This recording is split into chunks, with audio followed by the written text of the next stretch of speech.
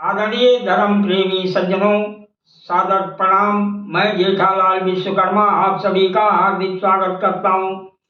महर्षि वशिष्ठ जी के ऐसा कहने पर राजा जनक जी हाथ जोड़ उनसे कहने लगे, हे महर्षि, आपका मंगल हो। अब मेरे कुल की परंपरा सुनिए। हे मुनि श्रेष्ठ, कन्यादान के समय कुलीन को अपने कुल का वर्णन करना चाहिए। अतः आप सुनिए।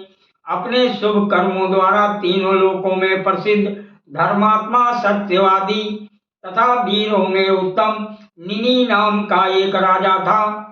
निनि के मिथि नामक पुत्र हुआ। मिथि के जनक हुए। इसी जनक राजा के नाम पर हमारे कुल के सब राजा जनक कहलाते हैं। इन आदि जनक के उदावसु हुए।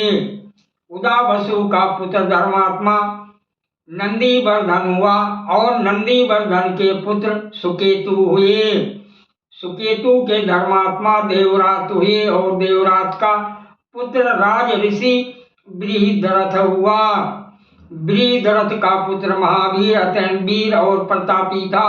महावीर का पुत्र सत्य पराक्रमी और धैर्यशाली सुधीर्ति हुआ। सुधीर्ति के धर्मात्मा धृष्टकेतु और धृष्टकेतु के राज ऋषि हैर अश्व हुए। हरि अश्व का पुत्र मरु, मरु का प्रतिअंधक और प्रतिअंधक का पुत्र धर्मात्मा राजा कीर्तिरथ हुआ। कीर्तिरथ के देवमीड़, देवमीड़ के विबुध और विबुध का पुत्र महीधरक हुआ। महीधरक के महाबली कीर्तिरात हुए और कीर्तिरात के राज ऋषि महारोमा हुए।